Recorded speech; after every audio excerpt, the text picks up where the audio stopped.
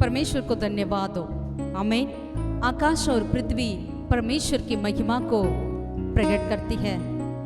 इस अंतिम समय में आए हुए आप और हम सब मिलकर उस महान परमेश्वर को धन्यवाद करना है। हालेलुया।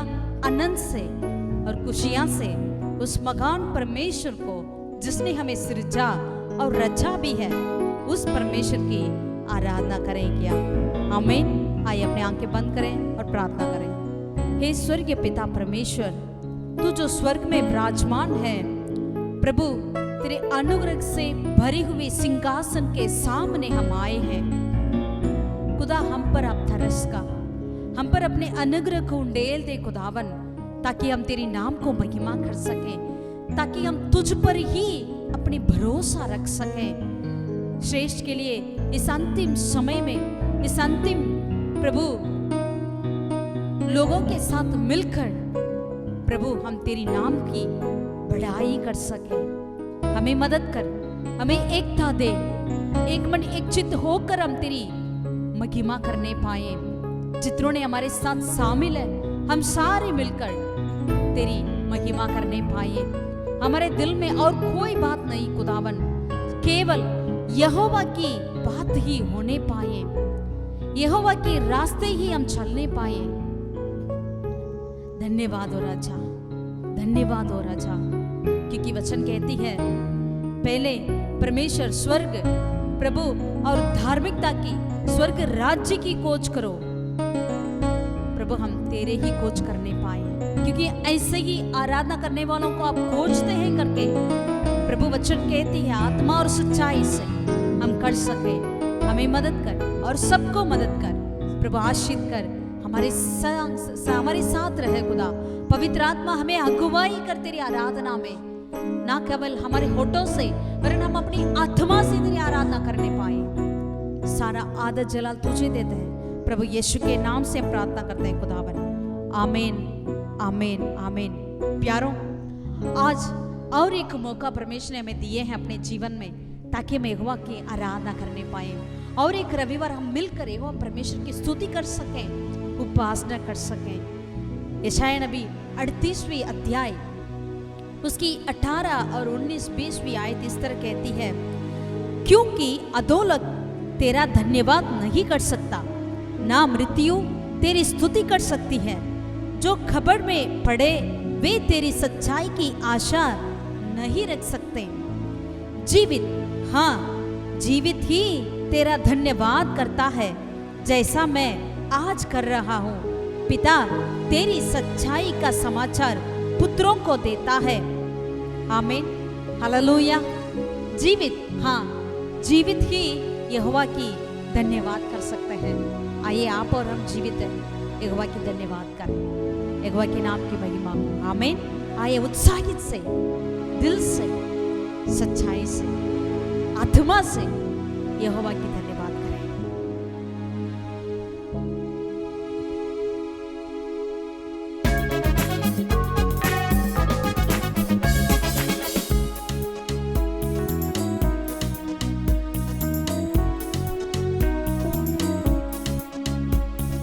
आराधना आराधना, आइए सारे मिलकर स्तुति आराधना आराधना, आराधना आराधना, स्तुति आराधना आराधना।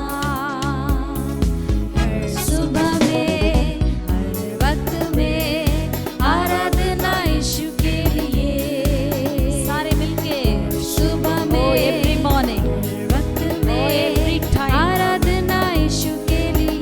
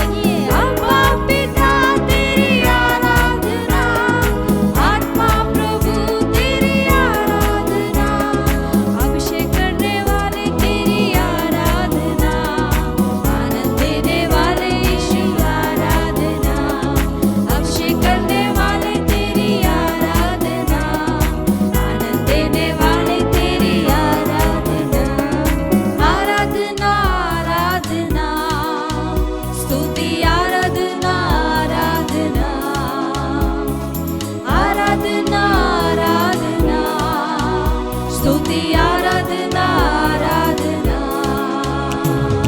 हर सुबह में हर वक्त में आराधना यीशु के लिए। हर सुबह में हर वक्त में आराधना यीशु के लिए। हालेलुया आराधना यीशु के लिए। हालेलुया आराधना यीशु के लिए। हालेलुया आराधना यीशु के लिए। पवित्र प्रभु तेरी आराधना। पराक्रमी प्रभु तेरी आराधना। पवित्र प्रभु तेरी आराधना। पराक्रमी प्रभु तेरी आराधना। सामर्थी पिता तेरी आराधना। सर्वशक्तिमान तेरी आराधना। सामर्थी पिता तेरी आराधना। सर्वशक्तिमान तेरी आराधना। आराधना आराधना। यहोवा स्तुति की आराधना आराधना। हालेलुया आराधना आराधना। स्तुति आराधना आराधना। हर सुबह में हर वक्त में आराधना यीशु के लिए। हर सुबह में हर वक्त में आराधना यीशु के लिए। हालेलुया आराधना यीशु के लिए। हालेलुया आराधना यीशु के लिए। हालेलुया आराधना यीशु के लिए। आराधना हर सुबह हर वक्त आराधना यीशु के लिए। दाऊद कहता है मैं 7 बार मैं यहोवा परमेश्वर के दिन में आराधना करता हूँ। दानियल हर दिन में 3 बार यहोवा की आराधना किया। आज आप और हम और ज़्यादा हमें परमेश्वर की आराधना करना चाहिए। हालेलुया। इस नया नियम में हम रहते हैं, हम जीवित करते हैं खुदावन के लिए। हमें 24 घंटे हम यहोवा की आराधना करें वो भी काफ़ी नहीं होती है। Hallelujah hallelujah. आइए हम सारे मिलकर यहोवा से कहें धन्यवाद खुदावन। इस कोरोना की इस कोविड-19 के बीच में भी खुदावन हमें धन्यवाद के लिए प्रभु अपने मौका दी। प्रभु हम धन्यवाद कहने के लिए करने के लिए मौका दी। धन्यवाद है राजा। हालेलुया। क्योंकि हम जीवित है इसलिए हम तेरा धन्यवाद करेंगे राजा। धन्यवाद करेंगे। Hallelujah hallelujah. Thank you Jesus.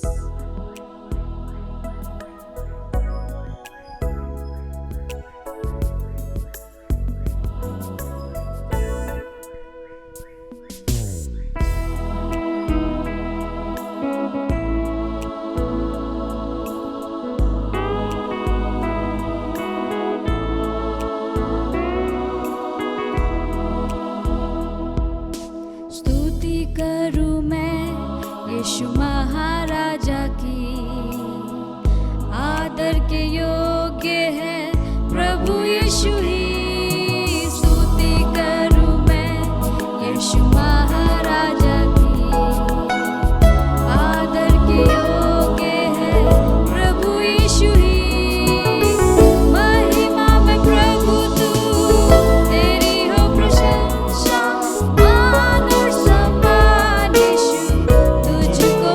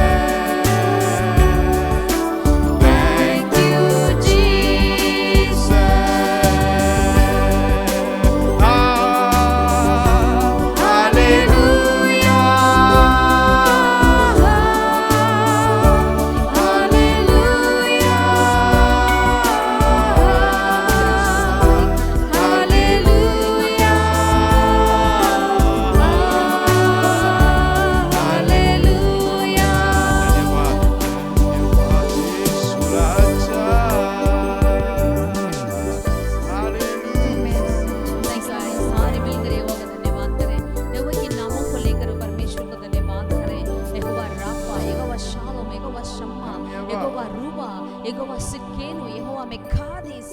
आइए परमेश्वर के हजार हजार नामों हैं। एबेनेसर, एलरोई, एलरोई, हालेलुया, हालेलुया, हालेलुया, हालेलुया। राजा तेरा धन्यवाद हो, राजा तेरा धन्यवाद हो राजा। हजार नामों है तेरा खुदावन। प्रभु तेरे नामों को लेते हुए हम तेरा धन्यवाद करते हैं खुदावन। तेरा शुक्रिया अदा करने के लिए हम आए हैं खुदा। हालेलुया। We praise you.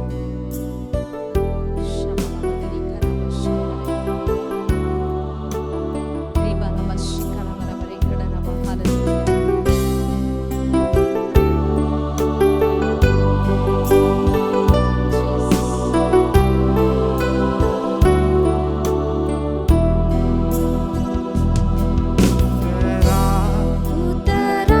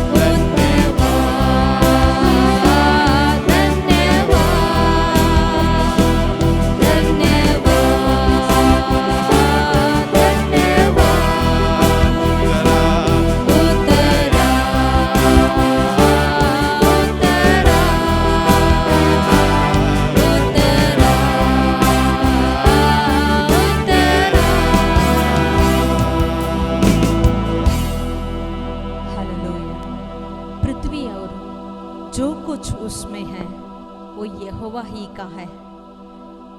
जगत और उसमें निवास करने वाले भी यहोवा की ही है। Hallelujah, hallelujah. आइए, एक उत्तमता को प्रभु चाहते हैं। परमेश्वर को वचन कहती है, यहोवा की पर्वत पर कौन चढ़ सकता है। अपने मन में उत्तमता जो है जिनके पास है वही है, क्योंकि हम सब यहोवा की हैं, तो हमें यहोवा का ही कार्य करना है। यही वचन कहते हैं, पृथ्वी और जगत और उसमें जो कुछ है वे सब यहोवा की है। आप और हम यहोवा की यहाँ है। Hallelujah, hallelujah. इस बातों को अपने मन में रखते हुए, इस कार्य को अपने हृदय में, इस वचन को अपने दिल में रखते हुए, आइए उस महान परमेश्वर को धन्यवाद करें। हाँ खुदा, मैं तेरा हूँ, तू मेरा है राजा। मैं तेरा हूँ, तू मेरा है राजा। ये सिर्फ हमारी गीत नहीं, वरन हमारे जीवन बन जाए। श्रेष्ठ गीतों में जैसे लिखा है, इस तरह यहोवा हमारा ही होने पाए और हम यहोवा का ही हो सके। Hallelujah, hallelujah, hallelujah. Thank you Jesus.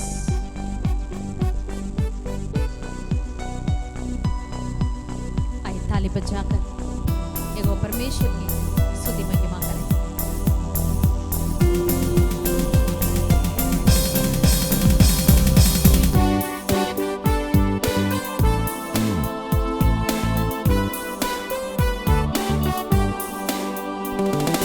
यहोवा चरवाहा मेरा, कोई घटी मुझे नहीं है।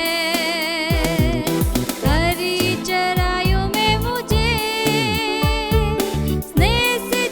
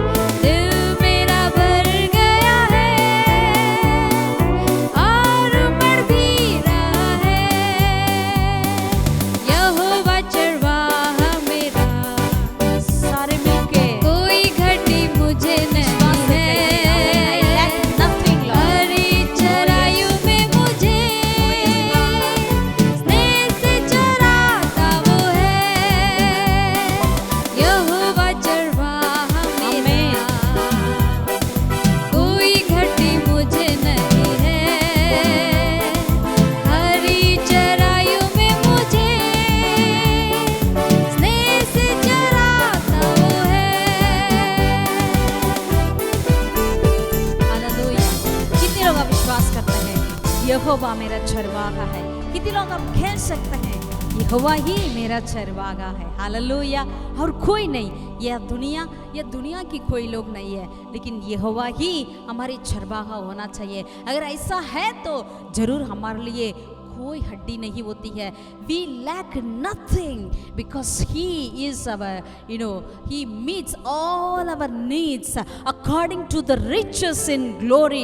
वो अपनी स्वर्गीय स्थानों की आशीषों के अनुसार आपकी और मेरी आवश्यकताओं को पूरा करने वाला यहोवा परमेश्वर है। Hallelujah, hallelujah. ये कितने हमारी उत्साहित करती है ये वचन, आमीन, हालेलुया। प्यारों, इस बहुत ही कुछ ऐसा कठिन समय क्यों ना हो, अभी हमारा ऐसा ही समय चल रहा है, हम कैसे ये सारी बातों को पूरा करेंगे। घर की बातें क्यों ना हो, या और की बच्चों की पढ़ाई की बातें, या जो भी है, लेकिन यहोवा हमारा चरवाहा रहेंगे तो जरूर वो हमारे लिए हर एक आवश्यकताओं को, yes, He meets all our needs, आमीन। ये विश्वास हमें होंगे और हम कभी निराश नहीं होंगे, हालेलुया। क्योंकि हमारा परमेश्वर वो है, अगर आप निराश में क्यों ना हो, लेकिन यहोवा आपका चरवाहा है तो वो सारी निराशपन को प्रभु आशा में बदल डालेंगे, हालेलुया। आइए ताली बजाकर यहोवा का धन्यवाद करें और स्तुति महिमा करें, क्योंकि वो मेरा चरवाहा है, हालेलुया, हालेलुया। कितनी अद्भुत है, आमीन, हालेलुया, हालेलुया, आमीन। स्तुति हो, thank you Jesus, thank you Jesus.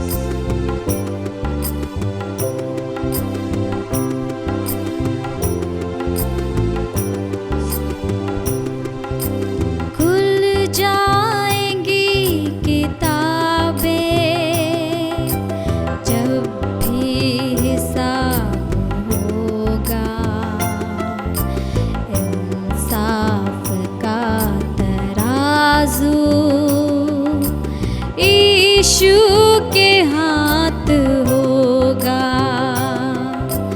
खुल जाएंगी किताबें, जब भी हिसाब होगा, इंसाफ का तराजू यीशु के हाथ होगा, जाएंगी किताबें, जो भी तू कर रहा है यीशु वो देखता है, जो भी तू कर रहा है यीशु वो देखता है, हर पल का तुझको इंसान, हर पल का तुझको इंसान देना हिसाब होगा, इंसाफ का तराजू यीशु के हाथ होगा, खुल जाएंगी किताबें, जब भी हिसाब होगा, इंसाफ का तराजू यीशु के हाथ होगा। आजा अभी भी मुड़ कर यीशु बुला रहा है, आजा अभी भी मुड़ कर यीशु बुला रहा है, वरना ये याद कर ले, वरना ये याद कर ले, तेरा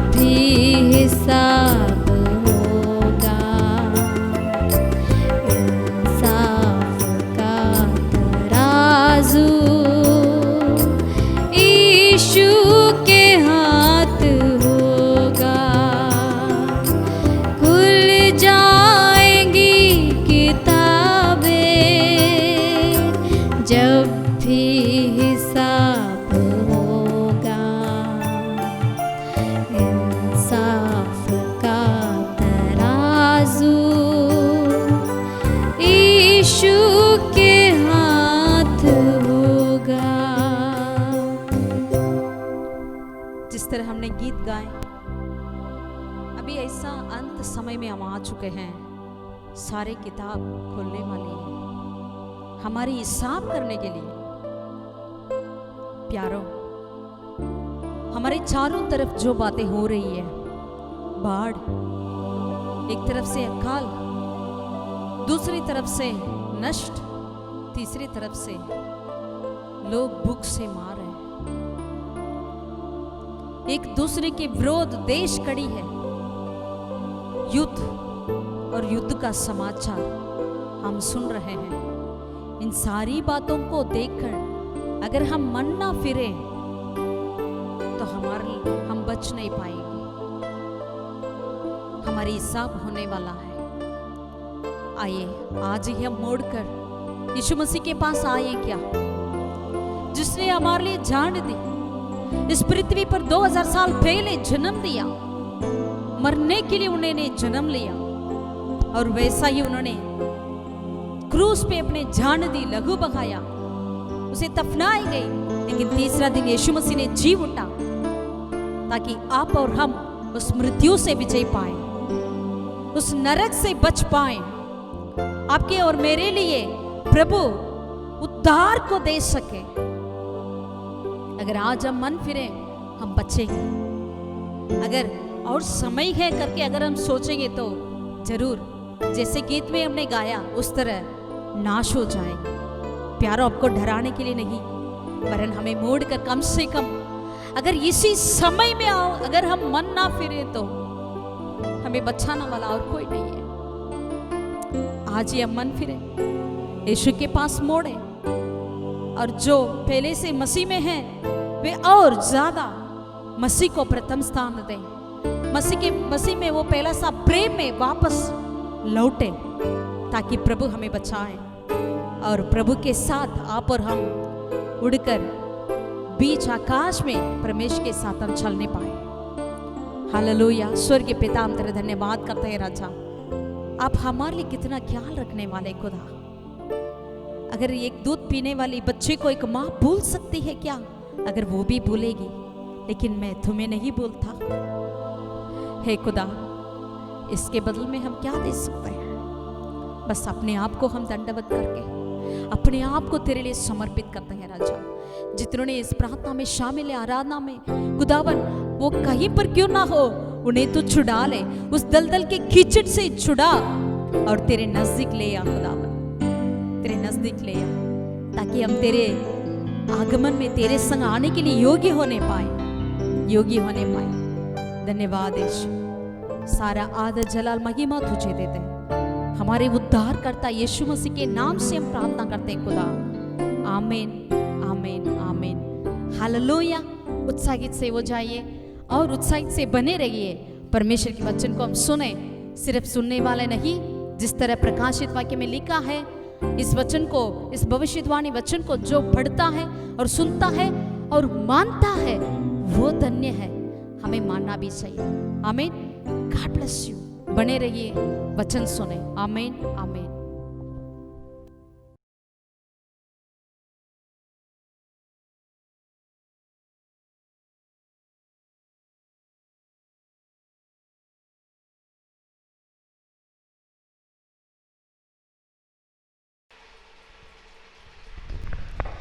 मसीह में प्रिय लोगों, आज इस वचन के द्वारा आपसे मिलने में बहुत खुश हूँ। आमीन। आशा करती हूँ आप भी बहुत खुश होंगे। हमें परमेश्वर का आशीर्वाद करें। आज हम भजन 1 की ओर थोड़ा सा ध्यान देना चाहते हैं। जब भी हम भजन को खोलते हैं हम बहुत खुश हो जाते हैं, और अवसर हम कुछ भी बाइबल पढ़ना है तो हम भजन को ही पढ़ते हैं, है कि नहीं? हर एक दिन उसमें भी श्रेष्ठ भजन 23 और 91, 128, ये सारा हमारे लिए बहुत ही पसंदीदा भजन है कि नहीं? ओके। जैसे आज हम पहला भजन को थोड़ा सा ध्यान देंगे।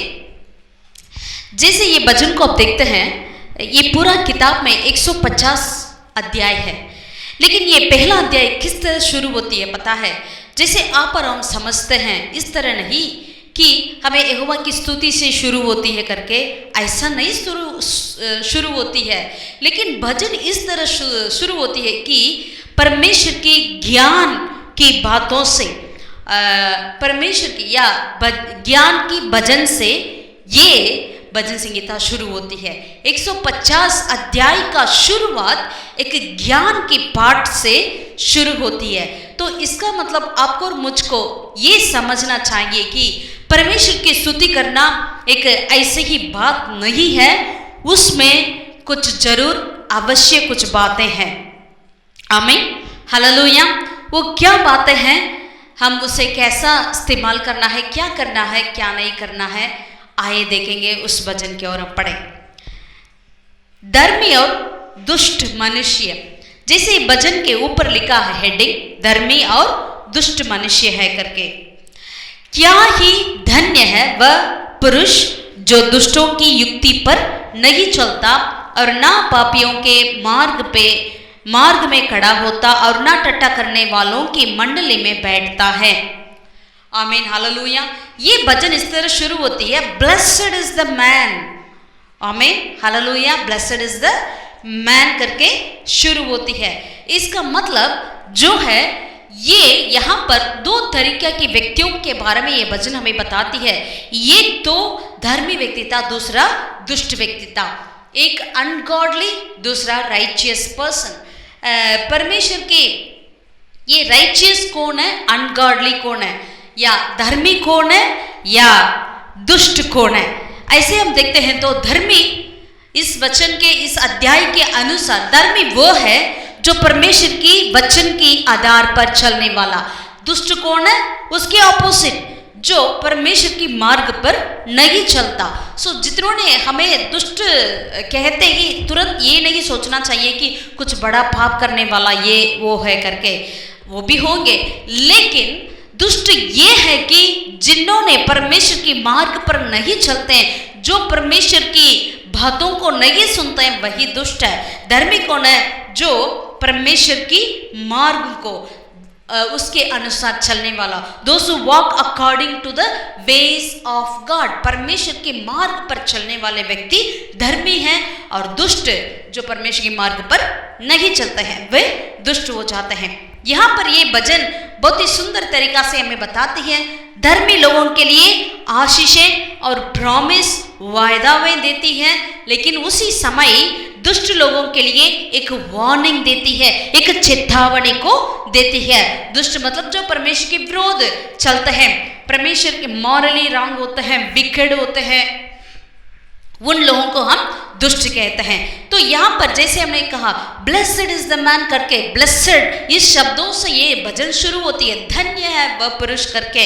अगर आपका याद होगा मत्ती 5वें अध्याय में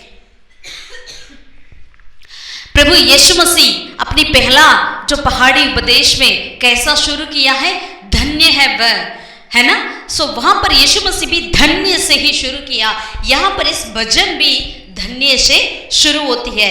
ये धन्य का पूरा इब्रानी भाषा में पूरा अर्थ क्या है, अबंडेंस ऑफ ब्लेसिंग्स, परिपूर्णता की आशीषें, आशीर्वाद की एक परिपूर्णता, यही अर्थ होती है। मतलब वो व्यक्ति जो धर्मी व्यक्ति जो है उनके लिए एक परिपूर्णता की आशीष की वायदा में यहाँ पर प्रभु देते हैं। लेकिन इसमें पता चलता है कौन धन्य है, कौन धर्मी व्यक्ति है और कौन दुष्ट है करके, यहाँ पर वो भी ये वचन हमें बताती है। आइए पढ़ेंगे, पहला वचन से लेकर पढ़ेंगे।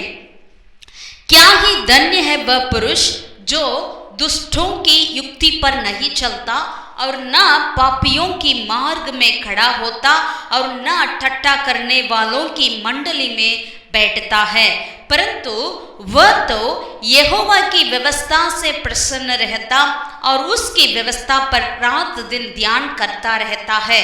वह उस वृक्ष के समान है जो बहती नालियों के किनारे लगाया गया है और अपनी ऋतु में फलता है और जिसके पत्ते कभी मुरझाते नहीं। इसलिए जो कुछ वह पुरुष करे वह सफल होता है।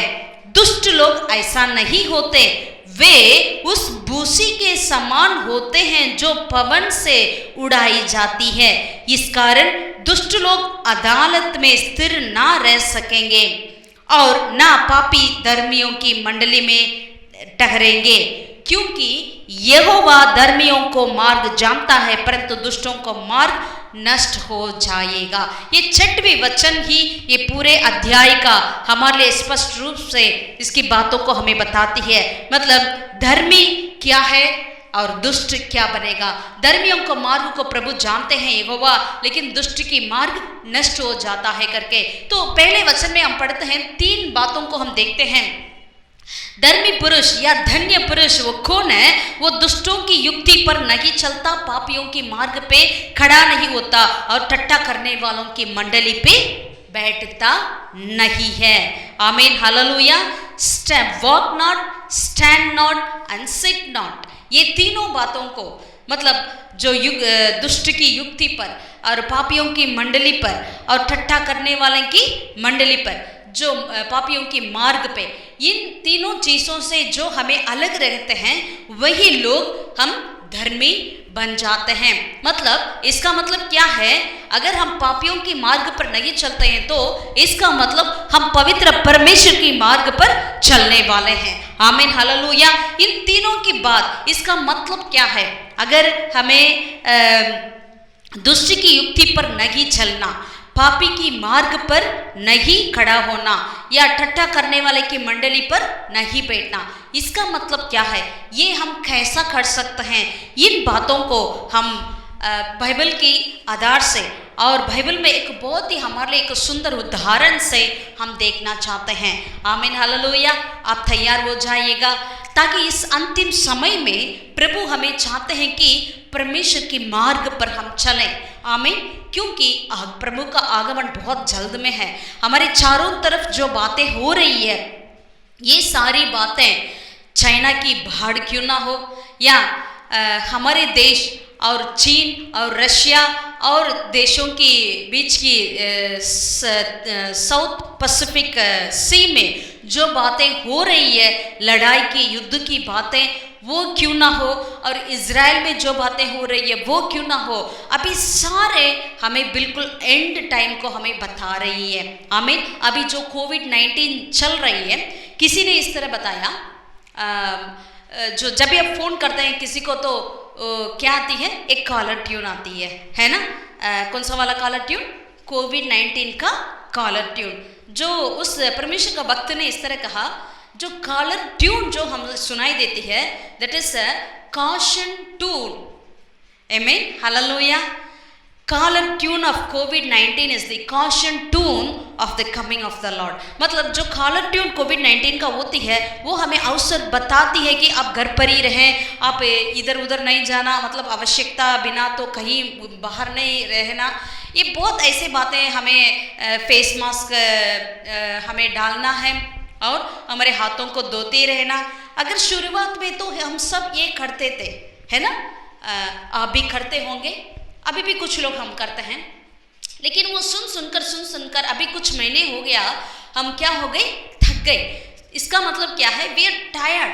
तो इसे क्या करते हैं? अभी इतना ज़्यादा, जैसे शुरुआत में हम हाथ धोते थे उतना ज़्यादा तो हाथ नहीं धो रहे हैं। जैसे शुरुआत में हम फेस मास्क बिना कहीं नहीं उतरते थे, कई लोग तो घर से ही उतरते ही नहीं है, वैसा अभी कोई नहीं है। सारे लोग सब जगह घूम रहे हैं, तो मार्केट खुल गया, सब चीज़ें खुल गई। तो इसका मतलब क्या है? वो कॉलर ट्यून कुछ समय के लिए हमारे लिए जो चेतावनी देता था, हमें भी ठीक लगता था, लेकिन अब वही कॉलर ट्यून हमारे लिए बोरिंग लग रही है, हम थक गए, उसे सुनने में हमें अजीब लगता है, हम नहीं सुनते हैं। तो इसका मतलब ऐसे ही परमेश्वर की आगमन की बातों को शुरुआत में हम बहुत ही सीरियस लेते थे, लेकिन दिन होते ही हमें क्या लगा? हम उस बात पर ध्यान नहीं देते हैं। अरे परमेश्वर के वचन को कोई बोल रहे हैं तो हम सुनने के लिए तैयार नहीं है कि नहीं? उसके अलावा क्या करते हैं? अभी तो ऑनलाइन में ही सारे वर्शिप चल रहा है, तो तुरंत दूसरे वीडियो पे स्किप हो जाता है। लेकिन प्यारों में आपसे ये कहना चाहती हूँ, परमेश्वर हमें धर्मी रहना चाहते हैं, परमेश्वर की मार्ग पर हमें चलना चाहते हैं। कैसे हमें परमेश्वर के मार्ग के बारे में पता चलेगा? अगर आप और हम परमेश्वर की इस व्यवस्था को, परमेश्वर की बाइबल को, परमेश्वर की पवित्र शास्त्र के वचन को अगर हम नहीं जानते हैं तो हम धर्मी नहीं रह सकते हैं, हम परमेश्वर की मार्ग पर नहीं चल सकते हैं।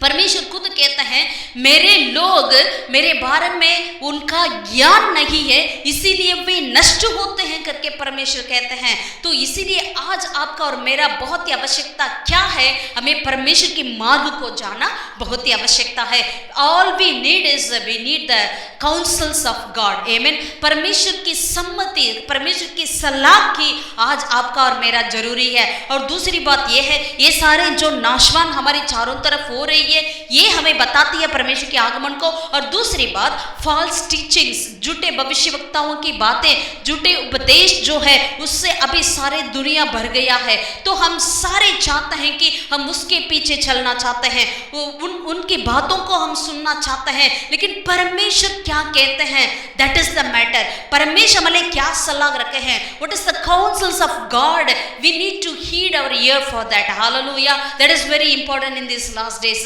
यही हमारे लिए बहुत ही मुख्य बात है इस अंतिम समय में। ठीक है, कई लोग क्या कुछ भी कहने दीजिए, अगर बड़ा बड़ा भविष्यवक्ता कहते हैं क्यों ना हो, या बड़े बड़े पासवान कहते हैं क्यों ना हो, लेकिन आपको और मुझको ये जांचना आवश्यकता है, this is from the Lord. आमीन, हालेलुया। क्या ये बातें परमेश्वर की ओर से उनके द्वारा हमें मिला है या क्या है करके हमें जांचना आवश्यकता है। अगर इन बातों को हमें जांचना है तो हमें जरूरी ये होती है कि आपको और मुझको परमेश्वर के वचन के बारे में जानकारी होना आवश्यकता है। हालेलुया। अगर परमेश्वर के वचन की जानकारी आपके और मेरे जीवन में नहीं है तो अगर कोई भी कुछ कहते हैं तो हम उससे मानने लगेंगे, अगर वो झूठे भी कहे हम मानने लगेंगे। उसी बातों को अभी हम बाइबल में देखना चाहते हैं। अगर परमेश्वर की ओर से हमारे लिए सलाह नहीं आया, सम्मति नहीं आया, उन बातों को भी हम क्या करने लगेंगे, ये तो परमेश्वर की ओर से आया है, ये तो परमेश्वर का भक्त ने कहा है, परमेश्वर का दास ने कहा है, ये तो बहुत बड़ा कलीसिया का पासवान ने कहा है। इन बातों में हम फंसे रहेंगे, परमेश्वर की बातों को हम भूल जाएंगे। We never even know this is the this is not the word of God. हमें पता भी नहीं चलता है ये परमेश्वर का वचन नहीं करके, क्योंकि ऐसे एक वंचित में हम फंस जाएंगे। We will be deceived. We are deceiving. That's what happening now. हम ऐसे ही वंचित हो रहे हैं, ऐसे समय पर जी रहे हैं। इसीलिए आज हमारे लिए मुख्य ये है कि परमेश्वर की काउंसल्स क्या है, परमेश्वर की बातें क्या है, परमेश्वर की सलाह क्या है, इन बातों को हमें दरअसल ध्यान देना हमारे लिए अच्छी बात होती है। Hallelujah, hallelujah. पहली बात, वॉक नॉट, हमें क्या है, दुष्ट की मार्ग युक्ति पर हमें नहीं चलना, दुष्टों की युक्ति पर नहीं चलना। इसका मतलब जैसे हमने कहा, हमें पहले पता चलना कि ये परमेश्वर के ओर से मिला या it is from other side, ये परमेश्वर से आया या और कहीं से आया करके हमें पता होना आवश्यकता है। वचन में लिखा है, भजन 119 का 24 आयत में, आइए पढ़ेंगे। भजन 119 का 24 आयत में यहाँ पर क्या लिखा है, 119, Psalms 119 वर्स 24, 119 का 24 को हम पढ़ेंगे। तेरी चेतावनियां मेरा सुख मूल और मेरे मंत्री है। तेरी चेतावनियां मेरा सुख मूल और मेरे मंत्री हैं करके इस वचन में लिखा है।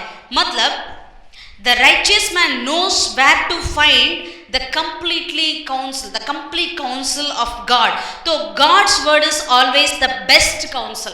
परमेश्वर का वचन ही हमारे लिए बिल्कुल एक बेहतर काउंसिल बन जाती है। जैसे यही हमने पढ़ा, और मेरा मंत्री यही है। परमेश्वर की चेतावनियां ही क्या है, मेरा मंत्री है। जैसे मंत्री जो राजा के लिए सलाह देता है, इस तरह परमेश्वर का वचन हमें सलाह देती है, या परमेश्वर की काउंसिल्स को, सम्मति को हमें ले आती है। आमीन, हालेलुया।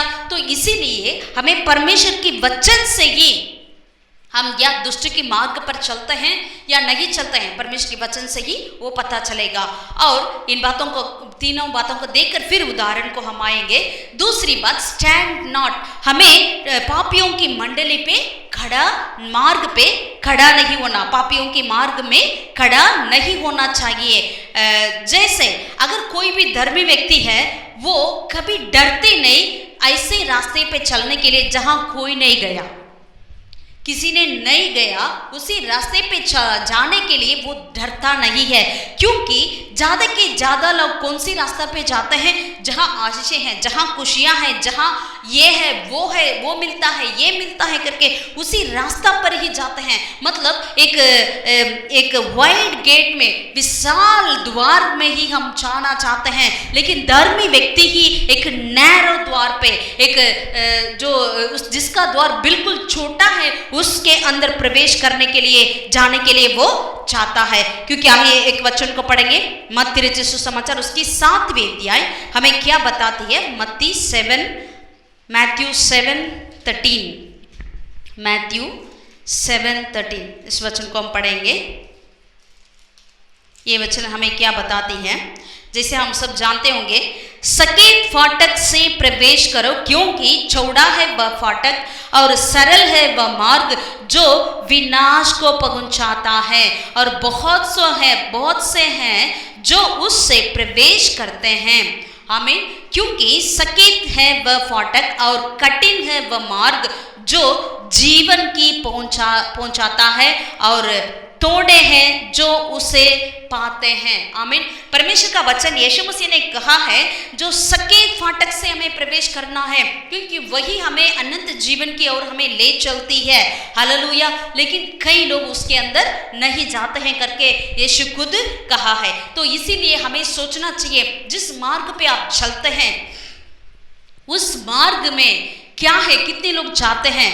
थोड़ा सा आप बैठ के थोड़ा सा आप गिनती करिए, थोड़ा सा आप हिसाब करिए, हिसाब करके देखिएगा जो मैं रास्ते पे जा रहा हूँ वो सही है या नहीं है करके, है ना। दुनिया वाले भी कहते हैं, जो ज़्यादा लोग बोलते हैं इसीलिए वो बात सच नहीं हो सकता है कि नहीं। ज़्यादा लोग मेजॉरिटी बोलते हैं इसीलिए कोई भी बात सच्चाई नहीं हो सकती है। आमीन। तो इसीलिए हमें बैठकर सोचना चाहिए। भजन 16 और 11 में भी यही मतलब लिखा है। आइए उसे भी पढ़ेंगे। भजन 16वें अध्याय का 11 पद, Psalm 16:11। तू मुझे जीवन का रास्ता दिखाएगा, तेरे निकट आनंद की भरपूरी है, तेरे दाहिने हाथ में सुख सर्वदा बना रहता है।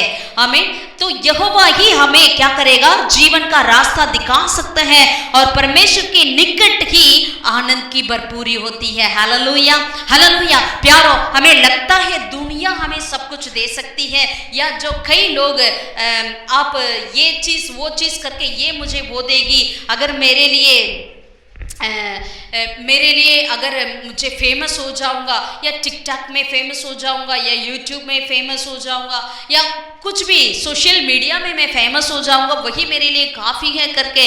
लेकिन ऐसे कितने लोग जिसने फेमस हुआ, बहुत ही फेमस हुआ, उनकी जो अपने आप को आत्महत्या करते हुए हमने बहुत लोगों को ऐसा देखते हैं, है कि नहीं।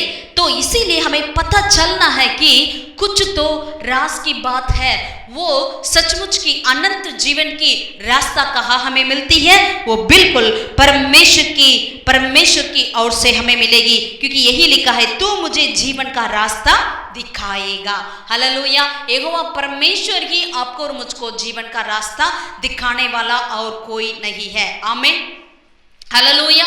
अगर इसमें आपका और भी डाउट है, आप जरूर इस बाइबल को उठाकर ऐसे वचन को ढूंढिएगा, परमेश्वर कहाँ पे आपको रास्ता दिखाते हैं, कैसे रास्ता दिखाते हैं करके जरूर आप जीवन को पाएंगे। आमीन। हालेलुया। यीशु ने कहा, मैं ही मार्ग, मैं ही सत्य, मैं ही जीवन हूँ करके। अगर जो कोई यीशु मसीह को पाया है वो जीवन को पाया है। तो इसीलिए हम कहते हैं यीशु मसीह को हम प्रचार करते हैं। आमीन, हालेलुया, हालेलुया, परमेश्वर के नाम की महिमा हो। तो इसीलिए हमें जो सकेत फाटक से प्रवेश करना, ना चौड़े मार्ग पे। और तीसरी बात जो है इस भजन पहला में, nor sits in the seat of scornful, ठट्टे करने वाले की मंडली पर नहीं बैठना। जहां गॉसिप होती है, जहां परमेश्वर के लोगों के विरोध में बोला जाता है, उसके साथ मिलकर हमें बोलने के लिए तो आसान पड़ती है, लेकिन वो परमेश्वर का विरोध एक पाप हो जाती है। तो इसीलिए हमें वैसे टट्टे करने वाले के मंडली पर नहीं बैठना चाहिए। अगर आप थोड़ी सी मतलब मजाक के लिए भी ऐसा कुछ बातों को कहना हमारे लिए अच्छा नहीं होता है। तो हमने देखा अनगॉडली मतलब जो दुष्ट लोग क्या होता है, they are field guilty of sin, वो पाप से वो गिल्टी हो जाता है। उन्होंने पाप कर लिया, मैंने गलती कर लिया करके एक गिल्टी फीलिंग उनके अंदर आ जाती है।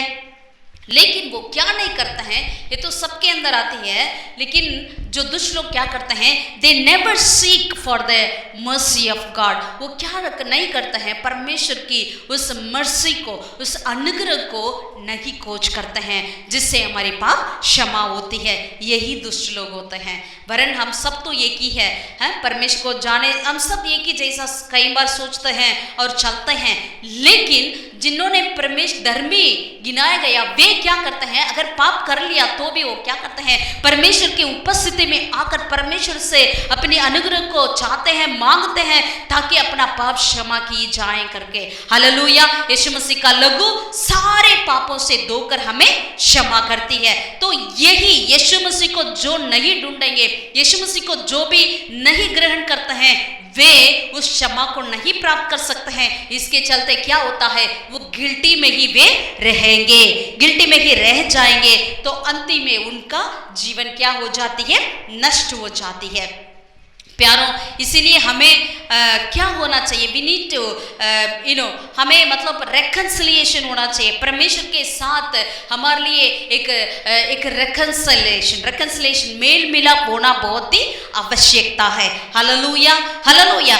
यही बात को उन्होंने दुष्ट लोग नहीं करते हैं, लेकिन धर्मी लोग परमेश्वर से मेल मिलाप की बातों को करते हैं और उससे परमेश्वर से मेल मिलाप से रहते हैं। इसलिए वो धर्मी बन जाते हैं, धन्य व्यक्ति बन जाते हैं। That is why they are called blessed.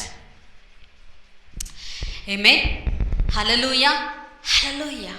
परमेश्वर के नाम की महिमा हो। अगर इन तीन बातों को शॉर्ट में कहा जाए, मतलब दुष्ट की मार्ग पर, दुष्ट की युक्ति पर नहीं चलना, पापियों की मार्ग पर नहीं खड़ा होना और ठट्टे करने वाले की मंडली पर नहीं बैठना, इन बातों को हमें ऐसा शॉर्ट में thinking, behaving and belonging, thinking, behaving and belonging, हम जो सोचते हैं और उसके अनुसार कार्य करते हैं, और हम किसके बिलोंग होते हैं, हम किसके लिए हो जाते हैं, यही तीनों बातें इस पे आ जाती है। अगर हम धर्मी हैं, अगर हम इस तीन कार्य को नहीं करेंगे, तो हमारी शुरुआत, अगर हमने पाप कर लिया, क्या करेंगे, हम परमेश्वर के अनुग्रह को मांगेंगे, पाप की क्षमा को हम मांगेंगे।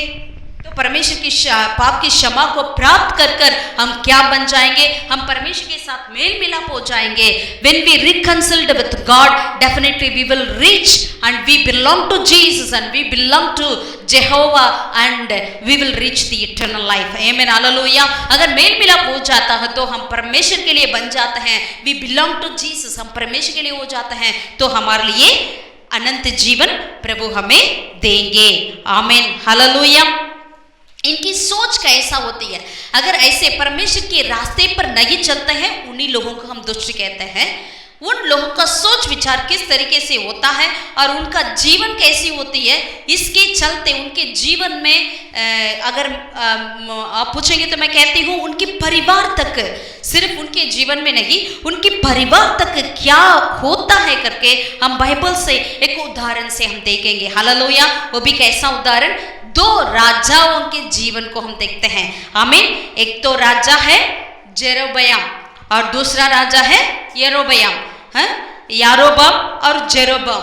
इन दोनों के जीवन से हम कुछ बातों को ध्यान करेंगे। उनका जीवन कैसा था, उन्होंने दुष्ट के मार्ग पर चली, उन्होंने टट्टा पापियों के मार्ग पर खड़ा हुआ और टट्टा करने वाले की मंडली पर उन्होंने बैठा। इसके चलते उनके जीवन में क्या आया, उसने अपनी बड़ी राज मुकुट को खोया या प्राप्त किया। इन बातों को थोड़ा सा ध्यान करेंगे। आप कृपया मेरे साथ पलटिएगा पहला राजाओं की किताब उसकी 12वीं अध्याय की ओर पलटे।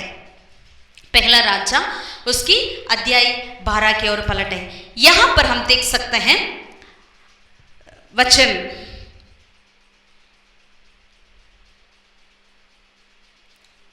पहला राजाओं की किताब 12वीं अध्याय का वचन 4-3 से लेकर हम पढ़ेंगे। यहां पर एक राजा आता है रहुबियम कौन है? ये राजा सालमन का बेटा था। राजा सालमन का बेटा था। तो राजा सालमन ने इनको अपने के उनके बाद राजा बनाया पूरे समस्त इज़राइल में। लेकिन क्या हुआ, 11 अध्याय में अगर आप पढ़ेंगे, वही सालमन राजा का एक कर्मचारी था जिसका नाम यारोबाम। अब थोड़ा कंफ्यूज मत हो जाएगा, ठीक है। सुलेमान का बेटा का नाम है रहुबियम, ठीक है। वही सुलेमान का कर्मचारी का नाम है यारोबाम। ओके, ये बाम नहीं है, ठीक है, यारोबाम है उसका नाम। सुलेमान का बेटा का नाम रहुबियम है। तो जब 11वीं अध्याय में हम पढ़ सकते हैं, एक परमेश्वर का भविष्यवक्ता ने आकर इस सुलेमान की कर्मचारी जिसका नाम है यारोबाम, उनसे मिला और उनसे क्या किया, उन्होंने इज़राइल के 10 गोत्र का तू राजा बनेगा करके उन्होंने उनसे भविष्यवाणी की। उसके लिए एक चिन्ह भी उन्हें बताया। अपने शाल को 12 टुकड़ा करके उन्होंने 10 टुकड़े को उनके हाथों में लेने के लिए कहता है। इस तरह वो कहता है कि तेरे घर पर तू ऐसे 10 गोत्र के ऊपर राज्य करेगा करके वो कहता है। लेकिन वो कहकर वो 11 का 38 आयत को हम पढ़ेंगे। 38 पद में, मतलब ये सुलेमान की कर्मचारी की बात हम कर रहे हैं, मतलब यारोबाम के बाद। तो वहां पर वो भविष्यवक्ता ने उनसे कहता है, और यदि तू मेरे दास दाऊद के समान मेरी सब आज्ञाएं माने और मेरे मार्ग पर चले, ध्यान से सुनिए, मेरी मार्ग पर चले और जो काम मेरी दृष्टि में ठीक है वही करें और मेरी विधियों और आज्ञाएं मानता रहे, तो मैं तेरे संग रहूंगा और जिस तरह मैंने दाऊद का घराना बनाया रखा है वैसे ही तेरा भी घराना बनाया रखूंगा। हालेलुया। परमेश्वर ये सुलेमान के कर्मचारी के पास 10 गोत्र को दिया राज्य करने के लिए देकर परमेश्वर की चेतावनी के रूप में एक वचन भी दिया है। क्या क्या करना है? तू मेरी सब आज्ञाओं को मानना है, मेरी मार्ग पर चलना है। हालेलुया। परमेश्वर कहते हैं राजा से, तू मुझे मेरी मार्ग पर चलना है और जो काम मेरी दृष्टि में ठीक है वही करना है और मेरी विधियों और आज्ञाएं, हमें हालेलुया, विधि और आज्ञाएं, इन सबको मानना है, तब मैं तेरे संग रहूंगा करके। जिस तरह मैं दाऊद के घराने पर था वैसा ही तेरे घराने को भी करूंगा करके प्रभु यहाँ पर उस यारोबाम के लिए बताते हैं। तो आगे 12वीं अध्याय में क्या होता है, वहां आके अभी सुलेमान का बेटा रहुबियम, उनके जीवन में उनका बस एक गोत्र मिला। कैसा मिला, क्यों एक गोत्र मिला है? सारे इज़राइल आकर उनसे कहते थे, तेरा पिताजी, वही वचन 4 में हम पढ़ सकते हैं, सारे इज़राइल आकर रहुबियम से कहते हैं, सुलेमान का बेटा से कहते हैं, तेरे पिता ने तो हम लोगों पर भारी जुआ डाल रखा था, इसलिए अब तू अपने पिता की कठिन सेवा को और उस भारी जुए को जो उसने हम पर डाल रखा है कुछ हल्का कर, तब हम तेरे अधीन रहेंगे। तो रहोबियाम से आकर वो सारे इज़राइल के लोग ने कहा है कि तेरे पिता ने हम पर बहुत ही टैक्स लगा दिया, इसलिए हम बहुत ही कठिन में हैं, इसलिए उस टैक्स को हमारे लिए थोड़ा सा हल्का करो करके वो कहते हैं। रहोबियाम ने क्या कहता है, वो कहता है चलो ठीक है, मैं योजना करूंगा, आप लोग जाकर 3 दिन के बाद आना है करके। मेरे प्यारों, सुलेमान ने परमेश्वर की ज्ञान से चला तो भी उनका जीवन का कुछ गड़बड़ तो हुआ है, लेकिन उस पर हम ध्यान नहीं करेंगे। मतलब यहाँ पर प्रभु सही तरीका से कहा है, मतलब परमेश्वर की मार्ग पर चलना। इवन यहोशू से भी प्रभु कहते हैं ते मेरा इस पवित्र शास्त्र की आज्ञा में क्या करना ही करना चाहिए, तेरे मुख से अलग नहीं होना चाहिए, तू मेरी मार्ग पर चलना है करके, तब मैं तेरे संग रहूंगा करके यहोशू से भी प्रभु कहते थे। वो यहोशू के 1 अध्याय 8वीं आयत में हम देख सकते हैं। इस तरह यहाँ पर प्रभु कहते हैं मेरी मार्ग पर चलना करके। इसीलिए लेकिन यहाँ पर ये रहोबियाम ने क्या किया, इन्होंने जो लोग ने आकर उनसे कहा तेरी पिता ने हमसे बहुत ही जुए लगाया, टैक्स लगाया, उसे हल्का कर। तो इनको क्या करना चाहिए था, परमेश्वर की सलाह को ढूंढना चाहिए था, परमेश्वर की योजना को ढूंढना चाहिए था। लेकिन इन्होंने क्या किया, जरूर इन्हें ढूंढा भी है। हम पढ़ेंगे वचन 6 में पढ़ेंगे, तब राजा रहोबियाम ने उन बूढ़ों से जो उसके पिता सुलेमान के जीवन भर उसके सामने उपस्थित रहा करते थे सम्मति ली, इस प्रजा को कैसा उत्तर देना उचित है। तो उन्होंने क्या किया, जो बूढ़े लोग थे सुलेमान राजा के साथ रहते थे, सुलेमान राजा की सम्मति दिया करते थे, उन लोगों से इन्होंने भी सम्मति ली। लेकिन उन्होंने क्या किया, वचन 7 में हम पढ़ सकते हैं, वे सारे उन्होंने क्या कहते थे, हाँ जैसा आप लोग कह रहे हैं, इज़राइल कहती है, इसी तरह आप उनकी कठिनाइयों को कम करो, उनकी जुए को कम करो करके वो कहते थे। लेकिन ये रहोबियाम क्या किया, 8वें वचन में रहोबियाम ने उस सम्मति को छोड़ दिया।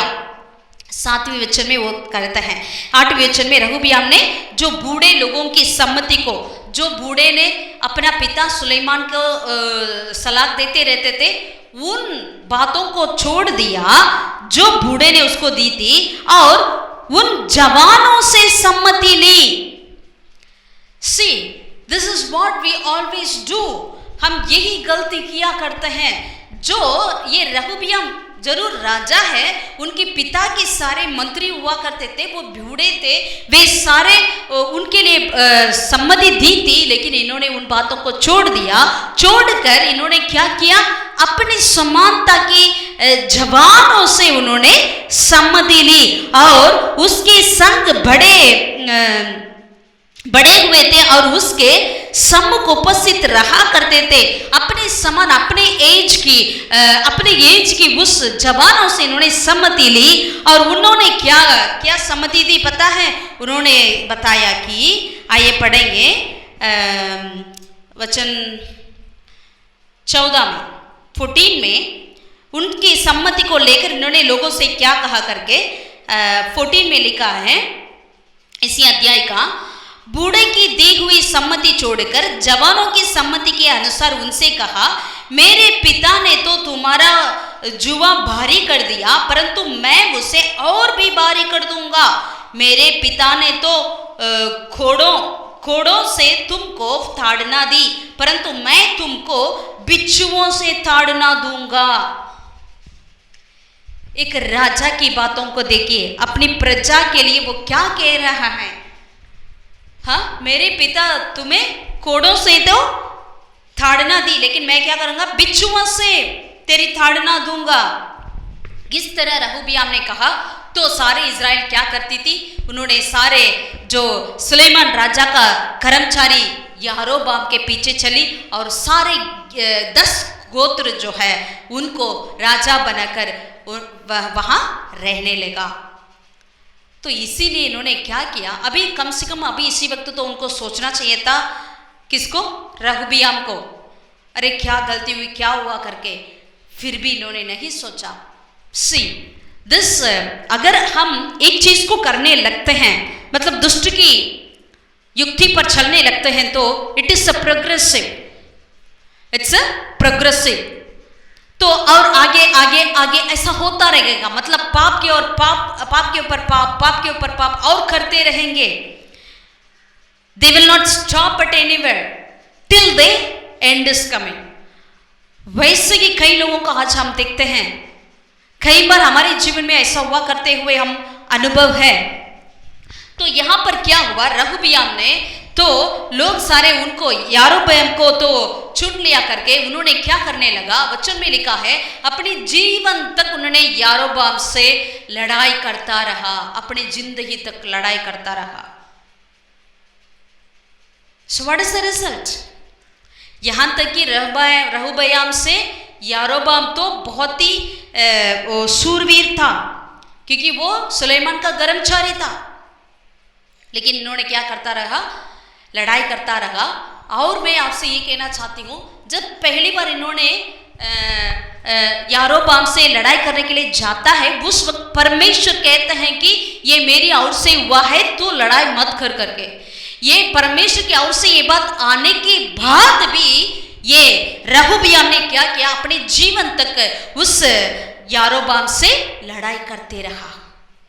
प्यारो, हम अगर पहली बार परमेश्वर की बातों को नहीं जानते हैं, मतलब परमेश्वर की मार्ग को छोड़कर दूसरी मार्ग को हम जाने लगते हैं मार्ग पे, अगर बीच में हमें पता भी चलता है ये परमेश्वर की मार्ग नहीं है, जिस रास्ते पर हम जा रहे हैं वो बिल्कुल दुष्ट की मार्ग है, ये पाप की मार्ग है, ये नरक की मार्ग है, ये जानकर भी उसी में ही जाने लगेंगे।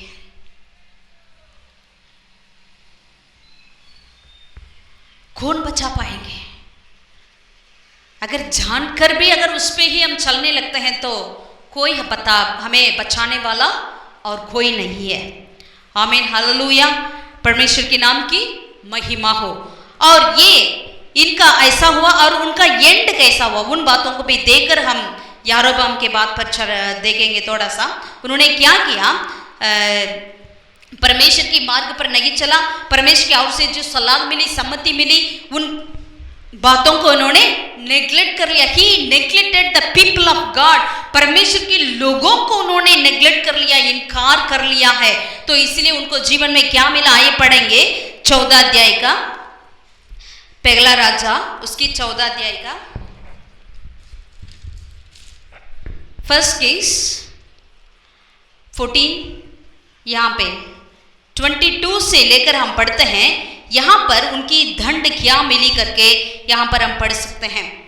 और यहूदी लोग वह करने लगे जो यहोवा की दृष्टि में बुरा है, और अपने पुरखाओं से भी अधिक पाप करके उसकी जलन भड़काई। उन्होंने तो सब ऊंचे ढीलों पर और सब हरे वृक्ष के नीचे ऊंचे स्थान और लाटे और असोरा नामक मूर्तें बनाए ली, और उनके देश में पुरुषगामी भी थे। वे उन जातियों के ये सब घिनौने काम करते थे जिन्हें यहोवा ने इस्राएलियों के सामने से निकाल दिया था। राजा ने परमेश्वर के मार्ग पर नहीं चलने लगा तो पूरे देश अभी बिगड़ गया है। सारे लोग परमेश्वर के घिनौने के काम करने आगे थे। और क्या हुआ 25वें वचन में, राजा रहूबियाम के 5वें वर्ष में मिस्र का राजा शीशक यरूशलेम पर चढ़ाई करके यहोवा के भवन की अनमोल वस्तुएं और राजभवन की अनमोल वस्तुएं सब की सब उठा ले गए। सिर्फ देश की लोग की नष्ट नहीं, वरन परमेश्वर की भवन तक नष्ट आ गया। परमेश्वर की भवन की जो बहुमूल्य वस्तुएं जो दाऊद और सुलेमान ने करके रखे थे, उन सारी वस्तुओं को मिस्र के राजा ने लेकर चला गया। उनके बदले में ये तो पीतल में बना कर रखा था, फिर भी वो तो पीतल है, डुप्लीकेट है, ओरिजिनल नहीं है। तो लास्ट में उनके जीवन में क्या हुआ, 26 वचन को हम पढ़ेंगे। यहोवा के वो सारे उन्होंने ले गया, 30 को हम पढ़ेंगे।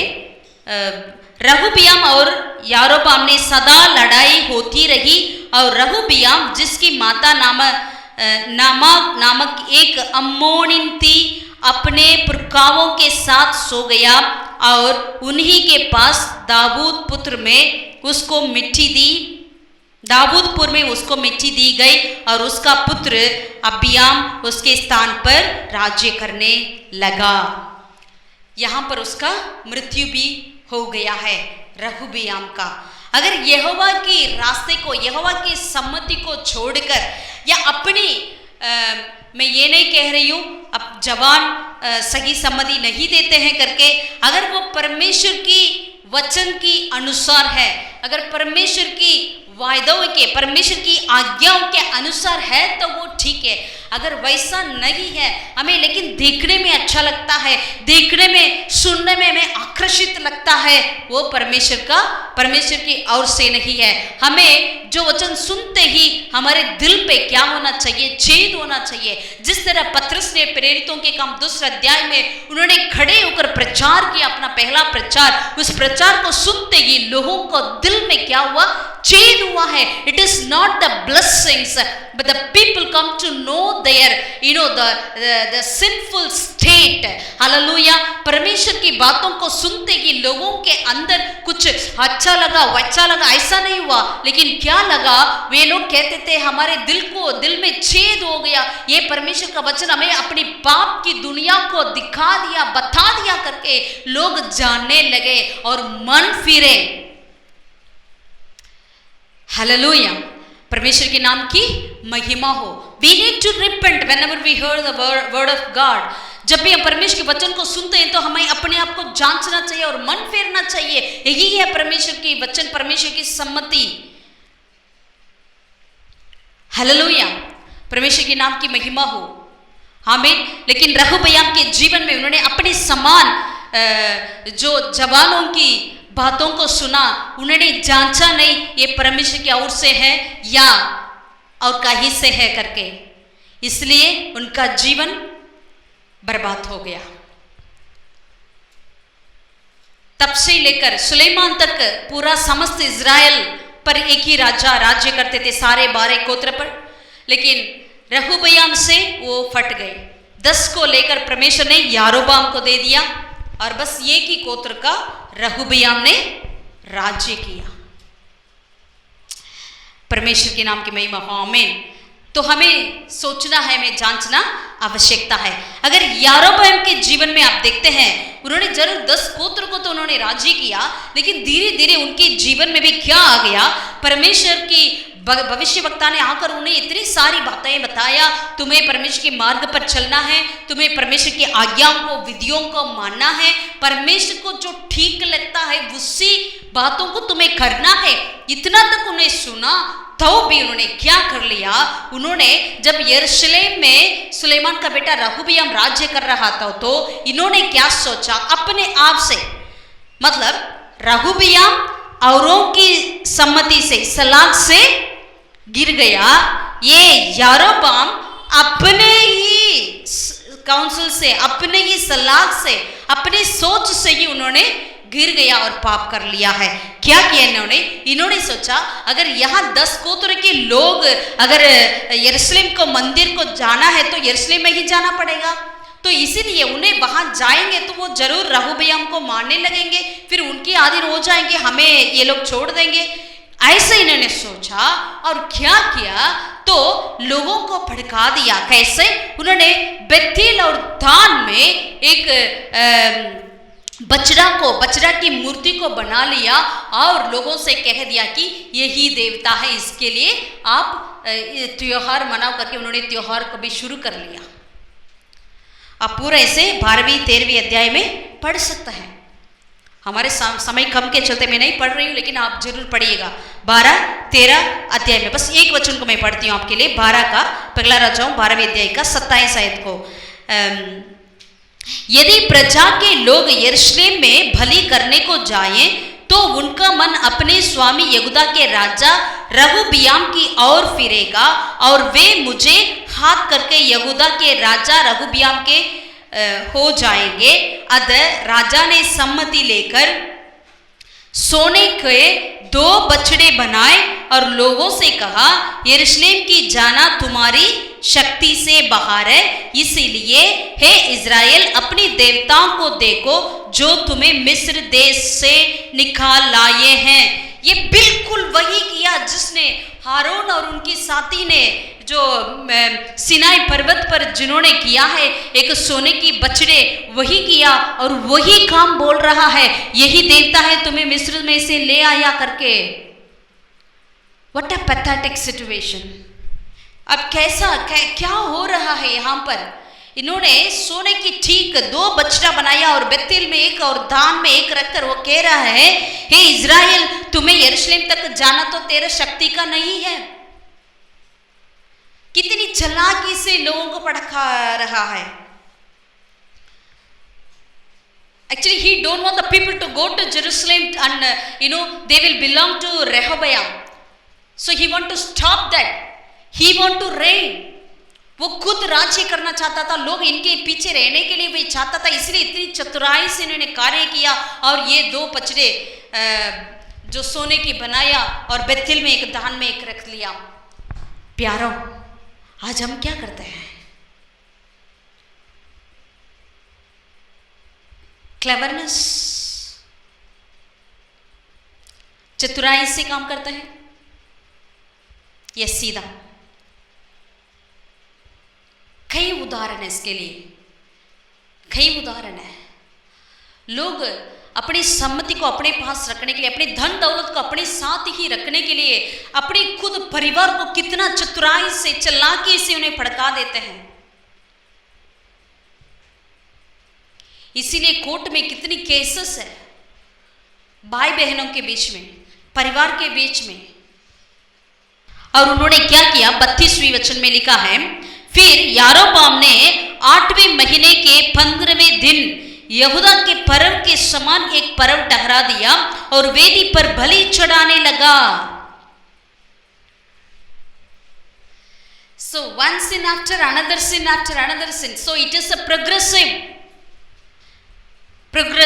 अगर परमेश्वर की मार्ग पर हम नहीं चलेंगे तो जरूर ये दुष्ट की मार्ग जो है वो प्रोग्रेसिव बनते रहेगा, एक के बाद एक करके।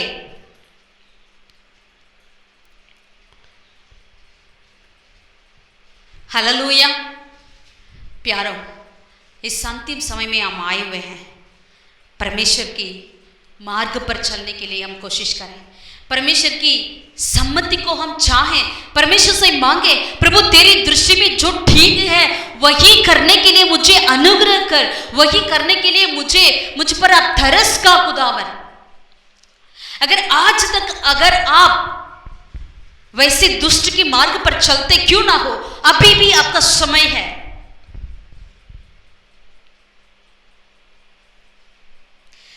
Late is better than never. अगर आप देर से प्रभु को जाने कोई बात नहीं, आज आप प्रभु के पास आए, आज आप मन फिरें, परमेश्वर की मार्ग पर चलें।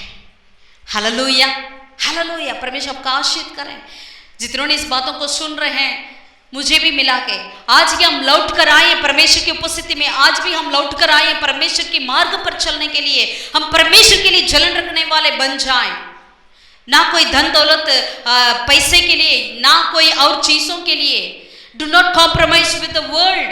पौलुस कहते हैं रोमी की 12वें अध्याय में, do not compromise with the world. हमें दुनिया की साथ नहीं देना चाहिए। We should not stand in the majority. अगर माइनॉरिटी क्यों ना हो, परमेश्वर के वचन पर चलने वाले के झुंड पे आपको और मुझको होना आवश्यकता है। हालेलुया। इन्होंने ऐसा पाप किया जो परमेश्वर की घृणित है, बिल्कुल वो सोने की बछड़ा को उन्होंने बनाकर, और त्योहार के लिए भी उन्होंने लोगों को ऐसा भड़का दिया था। प्रभु ने क्या किया उनके जीवन में। आइए पढ़ेंगे 14 अध्याय का 10 और 11 पद को हम पढ़ेंगे, और उससे पहले 13वें अध्याय का 33 और 34 को भी पढ़ेंगे। यहाँ पर प्रभु उनकी दंड को भेज देते हैं। इसके बाद यारोबाम अपनी बुरी चाल से ना फिरा। See, God is waiting. It is not that the God's punishment is coming immediately. He is waiting, He is waiting, He is waiting. when we will repent. परमेश्वर इंतजार करते हैं कब हम मन फिरें।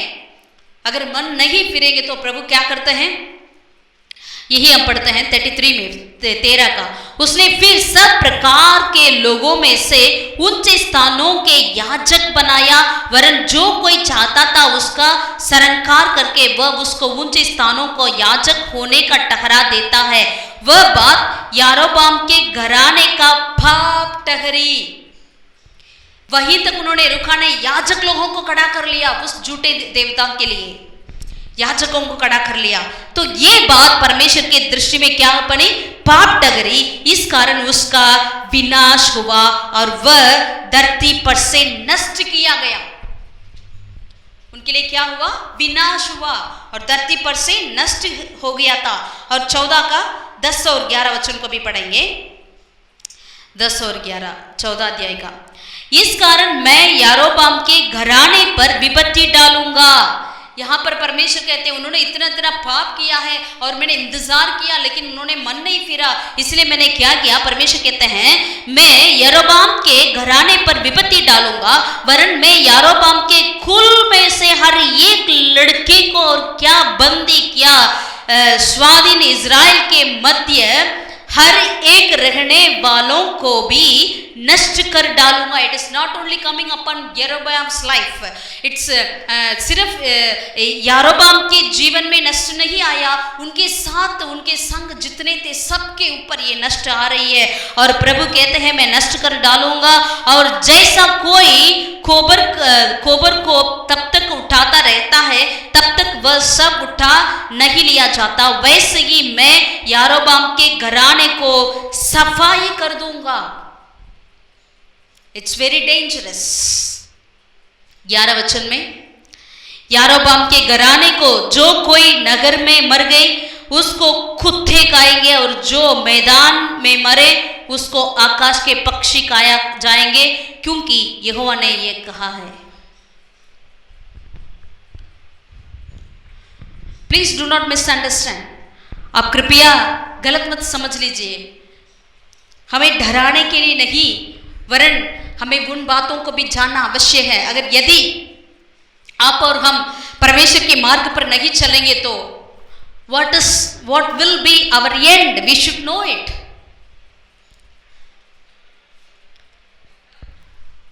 पिछले दिनों में मैंने ऐसे बातें कर रही थी।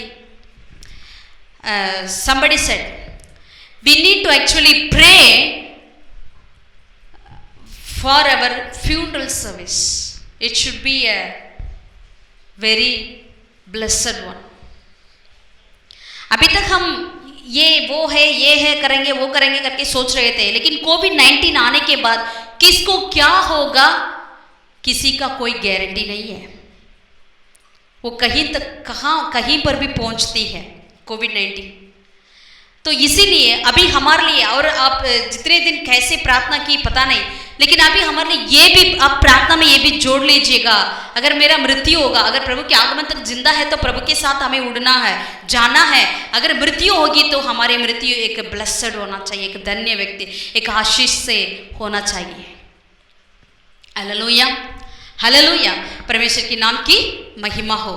तो अगर एक पाप शुरू हो जाती है तो it will continue till you lost your own soul. जब तक अपनी प्राण को नहीं आप लास्ट नहीं करते हैं तब तक वो पाप क्या करेगा, पीछा करेगा। It will be progressing. परमेश्वर के नाम की महिमा हो। योना को हम जानते हैं, जब परमेश्वर ने खुद उन्हें बात कर ली, इन्होंने जो एक डिसीजन लिया, इन्होंने नहीं सोचा ये डिसीजन परमेश्वर की मार्ग के अनुसार है या दूसरे।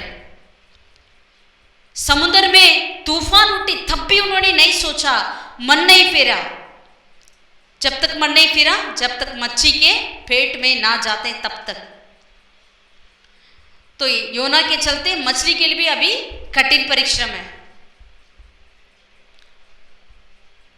हमारे लिए और भी क्या हो जाएंगे, मुश्किल में पड़ जाएंगे। तो इसलिए कृपया औरों के चलते कम से कम जैसे अभी कोविड-19 में कहते हैं ना, अगर आप ठीक है लेकिन औरों के नाते क्या करना है, हमें फेस मास्क डाल के जाना है। ऐसे ही कम से कम औरों के चलते, औरों ने आपके दोस्त, आपके परिवार, आपके कुटुंबी वो नष्ट नहीं होना है। कम से कम यही सोचकर हम परमेश्वर की मार्ग को हम चुने और परमेश्वर के मार्ग पर चलने के लिए अपने आप को हम समर्पित करें। हालेलुया, परमेश्वर के नाम की महिमा हो। अगर परमेश्वर कैसे हमें काउंसिल करते हैं, कई ज़्यादा वचन परमेश्वर के बाइबल में, पवित्र शास्त्र में हमारे लिए दिया हुआ है। अगर आप जानते हैं अहीतोपेल जो दाऊद का मंत्री था, बहुत ही अच्छा मंत्री था, बहुत ही अच्छा सम्मति देने वाला, एक सलाह देने वाला मंत्री था दाऊद का। लेकिन जब अब्सलोम राजपथ में आ गया तो उन्होंने क्या कर दिया, अहीतोपेल अब्सलोम के साथ रह लिया। अब्सलोम के साथ रहकर क्या किया, उन्हें अभी अब्सलोम को सलाह दे रहा है, तो सलाह देते देते उन्होंने क्या कर लिया, अभी मैं 12,000 लोगों को लेते हुए दाऊद को मारने के लिए जाऊंगा। अभी वो बिल्कुल टायर्ड हो गया, थक गया करके वो कहता है। लेकिन उसके बीच में परमेश्वर की सम्मति से दाऊद कोई और को वहां पर भेजता है और वहां पर अहीतोपेल की जो सम्मति को वो अब्सलोम ने नहीं लेता है। इसके चलते अहीतोपेल बस एक ही बातों को अब्सलोम नहीं माना करके उन्होंने क्या किया, वो गया अपने घर को और अपने सारे दुनियादारी बातों को ठीक किया और अपने आप को हैंग कर दिया, फांसी लगा दिया। अगर जो सम्मति परमेश्वर की ओर से नहीं है, उसके चलते अपनी प्राण की नष्ट होती है, अपनी प्राण की नष्ट होती है। प्यारो, हम सोचें, मैं आपसे रिक्वेस्ट करती हूं, it's my humble request, let's try our best and to walk in the ways of God. हम परमेश्वर की रास्ते पर ही चलने के लिए ज्यादा हम कोशिश करें और चलें। अगर ऐसे चलने में नष्ट आता क्यों ना हो, अगर वैसे चलने में आप कुछ चीजों को खो जाते क्यों ना हो, कोई बात नहीं, लेकिन हम परमेश्वर के मार्ग पर ही चलने के लिए कोशिश करेंगे। हमारे देश में परमेश्वर को ग्रहण किया, इसके चलते कितने लोगों को मारा गया।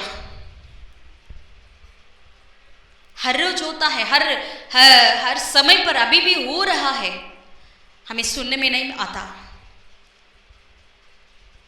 अगर अपने जान को भी खोना पड़ता है, लेकिन हम परमेश्वर के लिए खोएंगे। Hallelujah, hallelujah.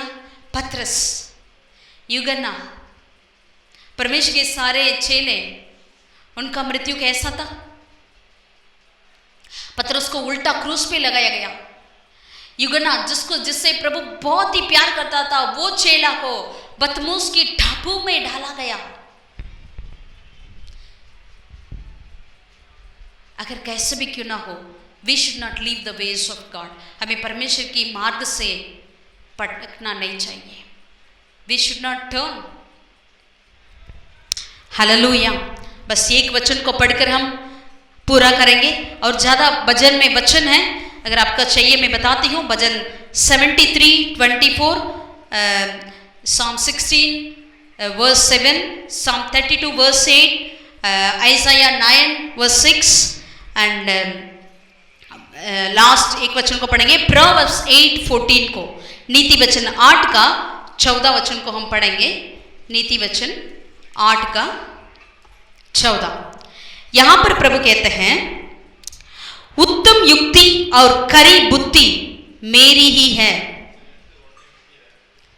This word of God. उत्तम युक्ति और खरी बुद्धि मेरी ही है, मैं तो समझ हूं और पराक्रम भी मेरा है। मैं तो समझ हूं और पराक्रम भी मेरा है। The council is mine, the Lord says, the council is mine. सम्मति, सलाह तो परमेश्वर का है। We need to get from God. आदन वाटिका में जो हुआ है वैसा नहीं। We should not be deceived. हमें वंचित नहीं होना चाहिए, क्योंकि उत्तम युक्ति और खरी बुद्धि परमेश्वर का है और परमेश्वर ही समझ है और पराक्रम भी परमेश्वर का है। Hallelujah, hallelujah. परमेश्वर के प्रिय लोगों, अब परमेश्वर के इसी रास्ते पर चलने के लिए हम अपने जीवन को समर्पित करें, अपने ज्ञान बुद्धि को समर्पित करें।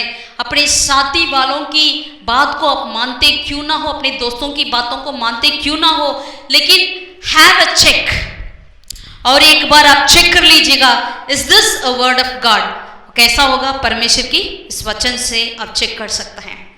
यदि वो परमेश्वर की ओर से वचन है तो आप उस पर चलिए, नहीं तो अगर आपको करोड़ रुपया मिलने वाला क्यों ना हो, उस पर मत जाइए, क्योंकि आप अपने प्राण को खो जाएंगे। आमीन, हालेलुया। आइए प्रार्थना करें। स्वर्गीय पिता परमेश्वर, हम तेरा धन्यवाद करते हैं राजा, इस सुंदर समय के लिए। खुदावन तेरी वचन को सुनने में हमें मदद की, क्योंकि तेरा वचन कहती है जो तेरे वचन को सुनते हैं और पढ़ते हैं और मानते हैं वे धन्य है करके। Blessed is the man who walk not in the council of the wicked. खुदावन दुष्ट की युक्ति पर नहीं चलना, पापियों की मार्ग पर खड़ा नहीं होना, टट्ठा करने वाले की मंडली पर नहीं बैठना करके प्रभु, लेकिन तेरी युक्ति पर चलने के लिए, तेरी सम्मति की ओर ढूंढने के लिए हमें मदद किया है। खुदावन प्रभु तेरा धन्यवाद करता है। इस भजन पहला अध्याय का पहले 3 वचन को हमें प्रभु ध्यान करने के लिए, 3 बातों को ध्यान करने के लिए प्रभु मदद की। धन्यवाद प्रभु, इस अंतिम समय में हम आ चुके हैं, हमारे लिए मदद कर, हम तेरी सिर्फ तेरे ही मार्ग पर ही चलने वाले बने। अगर जितने बड़े बड़े राजा क्यों ना हो, उन्होंने तेरे मार्ग से अलग हो गया था, उनका अंत को हमने देखे हैं, कितने बहुत ही भयंकर था। खुदावन हम तेरे मार्ग पर चलना चाहते हैं, तेरे रास्ते पर चलना चाहते हैं। खुदावन तेरी सम्मति को ही हम चाहते हैं, तेरी बुद्धि को ही चाहते हैं। खुदावन because the council is yours Lord. खुदावन सम्मति तो तेरा ही है। खुदावन उसके अनुसार हम चलें। पवित्र आत्मा हमें अगुवाई करें, हर एक को अगुवाई करें। जितनों ने इसमें शामिल है, इन बातों को सुन रहे हैं, हर एक को ऐसा ही अगुवाई कर खुदावन, ताकि वो अपनी प्राण को बचाएं। खुदावन तेरे आगमन में तेरे संग आने वाले बन पाए। खुदावन हालेलुया, हालेलुया। धन्यवाद हो राजा। प्रभु हमारी आंखें खोली, हमारे काने खोली, हमारे दिल को खोला, ताकि हम तेरी वचन को सुने, ग्रहण करें। प्रभु ऐसे ग्रहण किए हर एक को तो आशीषित कर राजा, तेरे वचन के आधार पर चलने वाले बन पाए और तेरी आशीष को, तेरे अनंत जीवन को प्राप्त करें। धन्यवाद देते हैं, सारे आदर महिमा जलाल तुझे देते हैं प्रभु यीशु के नाम से। जो हमारा सम्मति है, जो हमारा सलाहकार है, उस प्रभु के नाम से हम मांगते हैं। दया से सुन और ग्रहण कर प्यारे परमेश्वर। आमीन, आमीन, आमीन। Hallelujah, hallelujah. परमेश्वर के नाम की महिमा हो। हम आशा करते हैं आप सब ठीक ठाक है। God be with you. Take care.